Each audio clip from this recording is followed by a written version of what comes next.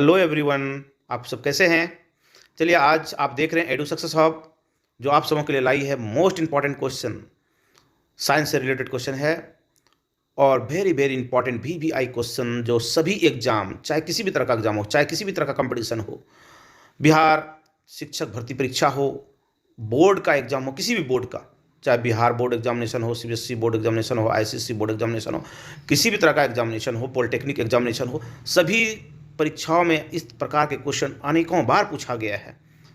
इसलिए आप पूरे वीडियो देखेंगे, आप सभी पूरा का पूरा वीडियो देखेंगे, तभी आप सबों को लाभ मिल पाएगा। और आप लोगों को अगर ये वीडियो पसंद आए तो आप लाइक, सब्सक्राइब और शेयर कर लेंगे। तो चलते हैं क्वेश्चन नंबर 1। क्वेश्चन नंबर 1 आप लोग देख रहे हैं, उदासीन विलयन का पीएच मान कितना होता है। उदासीन विलयन का पीएच मान कितना होता है बताइए। 10 होता है, 7 होता है, 5 होता है, 6 होता है। तो आपका इसका आंसर क्या होगा? 7। उदासीन विलयन का 7। एसिड का बताइए कितना होता है? 7 से कम। 7 से कम होता है, 7 से कम। ठीक है। और अगर भास्मिक हो या क्षारीय विलयन हो, क्षारीय विलयन हो, है ना, एल्कली हो, क्षारीय हो यानी एल्कली हो, तो उसका पीएच मान 7 से ज़्यादा होता है, 7 से ज़्यादा होता है। ठीक है, तो आप लोग इसे याद रखेंगे इसे। चलिए हम लोग नेक्स्ट क्वेश्चन की ओर चलते हैं। Question number 2। 1 बिलियन नीले लिटमस पत्र को क्या कर देता है? लाल कर देता है। तो बिलियन का पीएच मान निम्नलिखित में से क्या होगा? एक ऐसा बिलियन जो नीले लिटमस पत्र को क्या कर देता है? लाल कर देता है, तो वह कैसा बिलियन होगा? तो आप लोग देख पाएंगे इसका आंसर क्या होगा। नीले लिटमस पत्र को लाल कर देता है, यहां पर देखिए क्या है, नीले लिटमस पत्र को लाल कर देता है। तो ये किसका प्रॉपर्टी है? एसिड का। क्या है? एसिड यानी अम्ल। अम्ल का प्रॉपर्टी अम्ल है। तो अम्ल यदि है, अम्ल में ही ऐसा गुण है, अम्ल में ही एक ऐसा ये गुण है जो नीले लिटमस पत्र को क्या कर देता है? लाल कर देता है। अम्ल में यह गुण पाया जाता है कि नीले लिटमस पत्र को लाल कर देता है।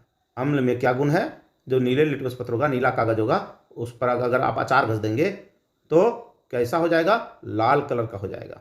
और इसका पीएच मान बताइए कितना होता है। हम इसके पहले बताए थे क्वेश्चन नंबर 1 में 7 से कम। तो देखिए ये 7 से ज़्यादा है, ये 7 है, ये भी 7 से ज़्यादा है। कौन सा होगा? 7 से कम। ओके, इसका ऑप्शन हो जाएगा आपका गो। सही आंसर क्या होगा? गो। चलिए नेक्स्ट क्वेश्चन आपका है, शरीर में भोजन का पाचन किस प्रकार की अभिक्रिया है? शरीर में भोजन का पाचन किस प्रकार की अभिक्रिया है? तो आपको याद रखना होगा ये ऑक्सीकरण है। कैसा है? ऑक्सीजन का संयोग होता है वहां पर, और ये ऑक्सीकरण की अभिक्रिया है। तो वहां पर अब हम लोग चलें petroleum gas. Petroleum gas, petroleum gas का प्रमुख अवयव क्या है? पेट्रोलियम गैस का प्रमुख अवयव क्या है? तो आपको इसका आंसर क्या होगा? ब्यूटेन होगा, प्रोपेन होगा, मीथेन होगा, इथेन होगा। सोचिए आप लोग, ब्यूटेन होगा, प्रोपेन होगा, मीथेन होगा, एथेन होगा। तो आपको ये इसका मुख्य घटक होगा, यानी पेट्रोलियम गैस, समझ रहे हैं ना, LPG, लिक्विफाइड पेट्रोलियम गैस। इसका जो है मुख्य घटक जो है ब्यूटेन है, आइसोब्यूटेन और नॉर्मल ब्यूटेन के द्रवीभूत मिश्रण, है ना। तो नेक्स्ट क्वेश्चन की ओर हम लोग चलें। क्वेश्चन नंबर 5 क्या है? Petroleum gas. पेट्रोलियम गैस यानी पेट्रोलियम गैस, अभी फिर घुमा के ये क्वेश्चन पूछा गया कि पेट्रोलियम गैस यानी पेट्रोलियम गैस क्या है? LPG है, जो आपके घर में सिलेंडर होता है, वही क्वेश्चन है। ठीक है, आप लोग वही क्वेश्चन को देख पा रहे हैं। तो इसमें कौन सा होगा, इसका कौन सा आंसर सही है? कौन सा आंसर सही है? आप लोग चौथा ऑप्शन भी देख पाएंगे यहां से। चलिए देख रहे हैं, एथिल मर्कप्टान, बेंजीन, ब्यूटेनॉल और नाइट्रोबेंजीन। LPG जो वास्तव में सच में होता है, LPG में जो होता है, LPG जो होता है यही है पेट्रोलियम गैस। LPG ये गंध नहीं होता है, इसमें गंधहीन होता है, इसमें गंध नहीं पाया जाता है। लेकिन ये दुर्घटना से बचने के लिए कि पता चल जाए कि रिसाव हुआ है गैस का, इसके लिए अलग से गैस मिलाया जाता है। गंध के लिए अलग केमिकल मिलाया जाता है। तो वह कौन सा केमिकल है जो गंध उत्पन्न करता है LPG में? LPG गैस आपके सिलेंडर में रिसाव होता है तो महकने लगता है ना, वो किसका गैस होता है? तो ये गैस क्या होगा, आप लोग देख पाएंगे, अभी तक आंसर खोज लिए होंगे। पहला ethyl mercaptan, ethyl mercaptan. Okay, next question हम लोग चलते हैं। क्वेश्चन नंबर क्या है, 6। क्वेश्चन नंबर 6 क्या है भाई, 6 नंबर क्वेश्चन, निम्नलिखित में कौन ऑक्सीकारक है। ऑक्सीकारक आप लोग समझिए, जो ऑक्सीजन देता है, ऑक्सीजन देने वाले को क्या बोलते हैं, जो ऑक्सीजन दे रहा हो, त्याग कर रहा हो ऑक्सीजन अणु का, है ना, जो किसी भी अभिक्रिया में यदि ऑक्सीजन जो प्रदान कर रहा होगा वह क्या होगा, ऑक्सीकारक कहलाएगा। क्या कहलाएगा, ऑक्सीकारक। तो हाइड्रोजन तो होगा नहीं, क्या होगा, O2, ये ऑक्सीकारक होगा। इसके साथ साथ आपको ऑक्सीकारक और अपकारक के लिए अलग से फिर से एक वीडियो बनाएंगे, जिसमें कि आप लोग बहुत अच्छे तरीके से ऑक्सीकारक और अपकारक के बारे में हम चर्चा करेंगे इसमें। ओके, नेक्स्ट क्वेश्चन चलिए, निम्नलिखित में कौन सा पदार्थ बिना ज्वाला का जलता है। इसमें लौ नहीं होगा और जलते रहेगा, मतलब जहां ज्वाला होगा, ठीक है, जहां ज्वाला होगा वहां क्या होगा, पीला पीला होगा और रोशनी होगा, उजाला होगा। तो मोमबत्ती भी रोशनी देता है, केरोसिन को भी जलाते हैं तो रोशनी देता है, कोयला को भी जलाते हैं तो रोशनी दे देता है, उससे भी ज्वाला उत्पन्न होता है, धधकने लगता है, लौ जैसा ऐसे उठता है भाई। लेकिन मीथेन ऐसा है जो अगर इसको ऑक्सीजन पूरा मिले तो बिल्कुल नीले लौ के साथ जलने लगती है और पूर्ण दहन होता है, और यह ज्वाला उत्पन्न नहीं करता है, बिना ज्वाला का जलता है ये मीथेन गैस, है ना। इसे मार्स गैस भी कहा जाता है। चलिए, क्वेश्चन नंबर 8 क्या है, पोटेशियम का ऑक्साइड, पोटेशियम का ऑक्साइड क्या होगा। तो बताइए, अम्लीय होगा, क्षारीय होगा, उदासीन होगा, इसमें से कोई नहीं। तो पोटेशियम, पहले ये सोचना है पोटेशियम है क्या, पोटेशियम यानी के पोटेशियम है क्या, धातु है कि वो धातु है, ये है धातु। धातु का ऑक्साइड क्या होते हैं, क्षारीय होते हैं, तो क्षारीय होगा, ख नंबर आंसर होगा आपका क्षारीय। और धातु क्या होते हैं, अम्लीय होते हैं, और धातु अगर रहा तो अम्लीय होगा। ओके, इसके साथ साथ आप लोगों को कई ज्ञान दे रहे हैं, आप लोग देखते रहेंगे, इस पूरे वीडियो को आप लोग देखेंगे, बहुत सारा उपयोगी सब चीज़ हम बताएंगे। और भी आगे क्वेश्चन है, मोस्ट इंपॉर्टेंट क्वेश्चन है, निम्नलिखित में किसका पीएच मान शून्य होता है। पीएच मान, अच्छा न्यूनतम, सॉरी, निम्नलिखित में किसका पीएच मान न्यूनतम होगा, किसका पीएच मान न्यूनतम होगा। दूध का होगा, लार का होगा, खून का होगा, अमाशय का होगा, अमाशय रस का। पीएच मान यानी जिसकी अम्लता जितनी अधिक होगी, एसिडिक प्रॉपर्टी जितना ज़्यादा होगा, उसका पीएच मान उतना ही कम होगा। यानी 7 से कम होता जाएगा, कम होता जाएगा, कम होता जाएगा, नीचे की ओर जाते जाएगा, और उसकी एसिडिक प्रॉपर्टी जो है बढ़ता जाएगा, तो कम हो जाएगा। कम किसका होगा, जो सबसे अधिक बड़का अम्ल होगा भाई, एकदम पावरफुल अम्ल कौन होगा, दूध में तो है नहीं, लैक्टिक एसिड है, दही में पाया जाता है लेकिन इसमें भी नहीं है। लार में भी क्या है, क्षारीय है, ये भी 7 से ज़्यादा होगा। खून भी क्षारीय 7.4 होता है। अमाशय की बात करें, ये HCl होता है। अमाशय में कौन सा एसिड पाया जाता है, HCl, ये भी आप याद रखेंगे, हाइड्रोक्लोरिक एसिड अमाशय में पाया जाता है। इसका पीएच मान निश्चित रूप से 7 से कम होगा, तो इसका कौन सा आंसर होगा, घ नंबर इसका सही ऑप्शन होगा, अमाशय का रस। ओके, शुद्ध जल का पीएच मान क्या होगा भाई, शुद्ध जल का पीएच मान आप लोग जानते हैं, शुद्ध जल का पीएच मान आपको पहले बता चुके हैं, पहला नंबर क्वेश्चन में ये होगा 7। ओके, नेक्स्ट क्वेश्चन चले हम 12 नंबर क्वेश्चन, बैटरी अम्ल क्या है, बैटरी में कौन सा अम्ल लगता है भाई, बताइए, बैटरी में कौन सा अम्ल लगता है बताइए। तो सांद्र सल्फ्यूरिक अम्ल। कौन सा लगता है आपका, आप लोग के घर में बैटरी होगा, उसमें कौन सा अम्ल लगता है, सांद्र सल्फ्यूरिक अम्ल। बड़ा वाला बैटरी जो ट्रैक्टर में लगाते हैं, घर में लगाते हैं, इन्वर्टर के लिए लगाते हैं, उस बैटरी की बात कर रहे हैं, शुष्क सेल की बात नहीं कर रहे हैं, ठीक है। चलिए, दही में कौन सा अम्ल पाया जाता है, देखिए बहुत ही इंपॉर्टेंट सब क्वेश्चन है, आप लोग इसको देखते रहेंगे।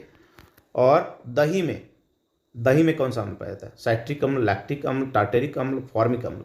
तो अभी हम जस्ट चर्चा किए थे लैक्टिक अम्ल का।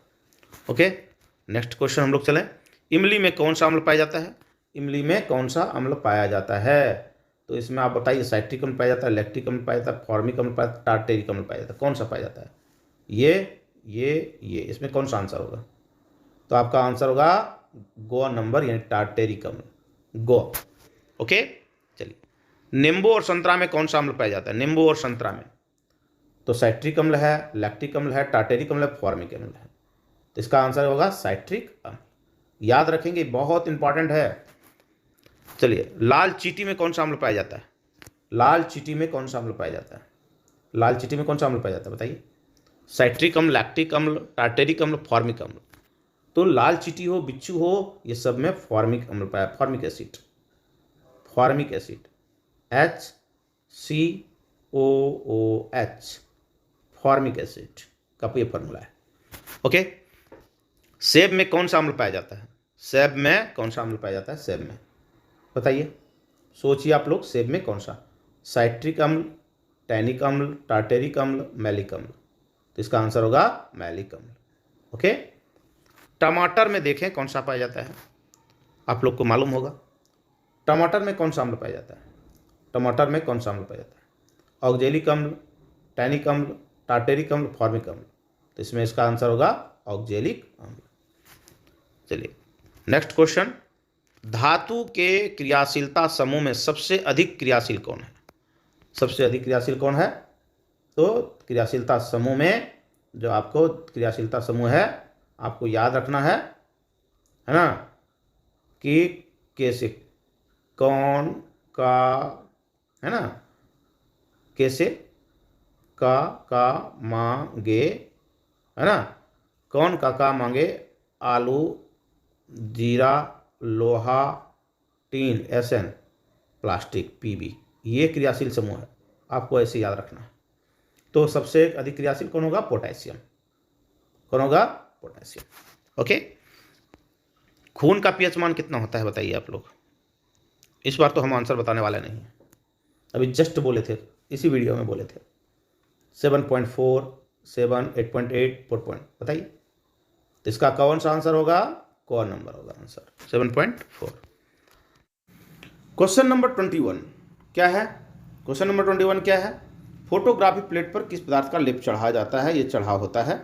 आप लोग जब आप जा रहे होंगे, कभी हाथ टूट जाता है तो हम लोग डॉक्टर के पास जाते हैं एक्सरे कराने के लिए, और जो प्लेट, जिस प्लेट पर कि हम लोग देखते हैं कि हाथ कहाँ टूटा है, और वही प्लेट फोटोग्राफी प्लेट है, और उस पर लेप चढ़ाया होता है ताकि लाइट रिएक्शन हो सके, वह एक्स किरण पड़ने के बाद वहाँ पर वो अलग होकर के एक चमकने लगता है। अब आपको खोजना है कि कौन सा ऑप्शन होगा।